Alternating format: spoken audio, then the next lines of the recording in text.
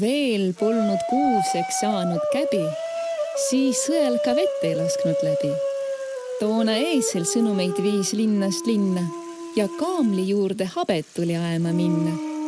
Taevas lendavatest kaladest kulus, teadis igaüks, et loba pole tulus. Elas kunagi ühes Türgi linnas üks puuraidur, töökas ja armastusväärne noormees. Paljud rääkisid tema kohta, vaata kui rõõmsameelne ta alati on. Ja tal oli naine. Iga päev käis puuraidur metsas puid raiumas. Õhtul koduteel müüs ta puud maha ning saadud raha eest ostis midagi süüa. Saia, mett, riisi, oliive ja muud toidupoone. Ning tema naine valmistas sellest õhtusööki. Nad elasid lihtsalt, kui mitte vaeselt. Kuid igal õhtul pärast sööki süütasid nad õlilampe ning alustasid väikest pidutsemist. Mängisid lauamänge, laulsid, tantsisid hõisates.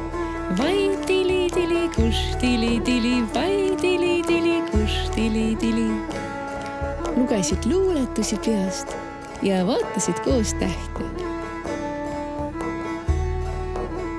Ühesõnaga olid nad õnnelikud ja oma lihtsa eluga rahul.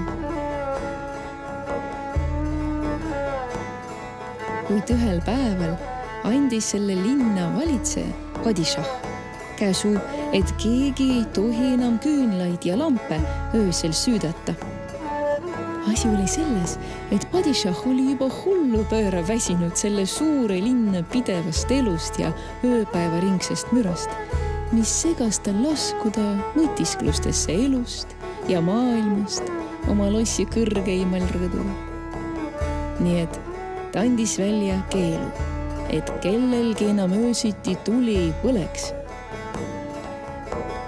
Niisiis on õhtul kogu linn pime, keegi ei süüta lampe, aga noor puuraidur ei tahtnud sellest midagi teada. Pani oma õlilambid põlema, lõi tantsu ja ilutses. Vai tili-tili, kus tili-tili, vai tili-tili, kus tili-tili.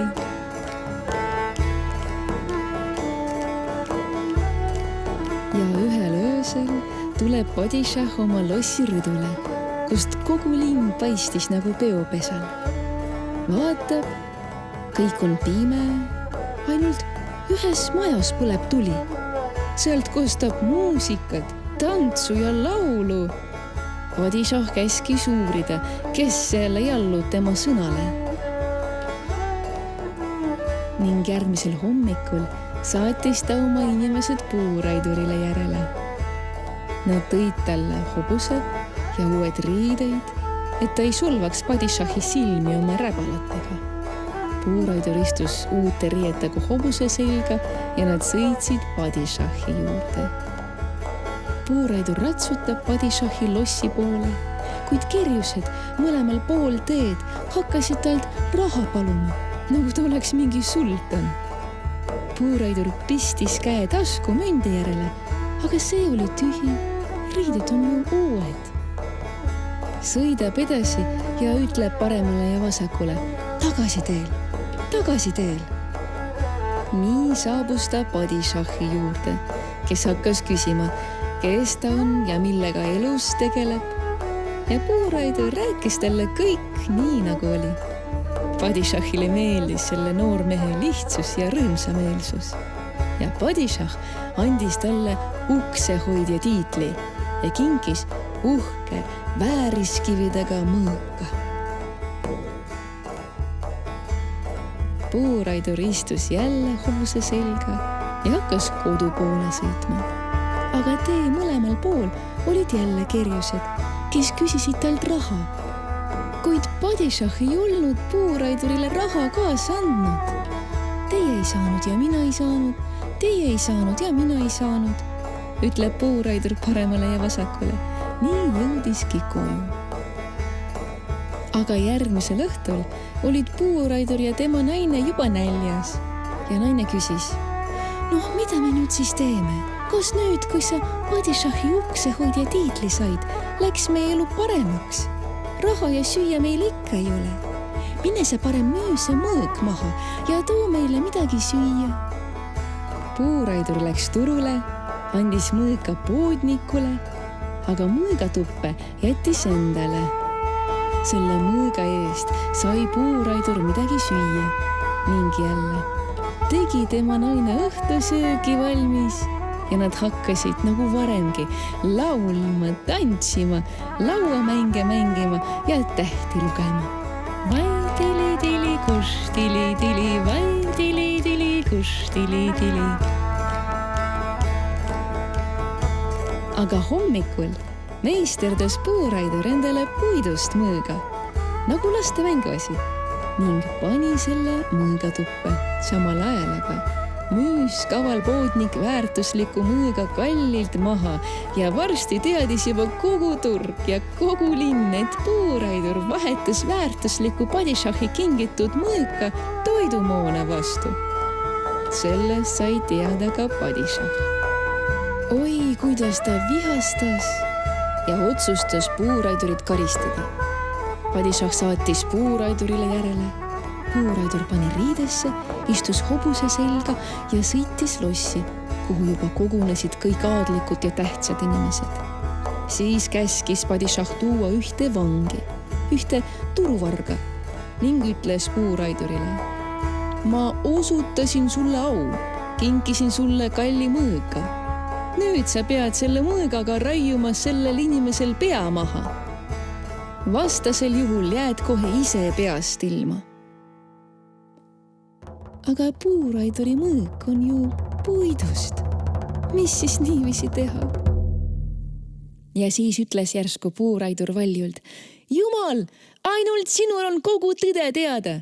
Tee nii, et kui see inimene ei ole süüdi, siis las mu mõõk muutub puiduseks. Aga kui see inimene on süüdi, siis las mu mõõk tapab ta. Nii hüüdis puuraidur ja haaras mõõga välja ning varas põlvitas südamest kahetsedes tema ees. Ja kõik nägid siis, et puuraiduri mõõk on ju puidust.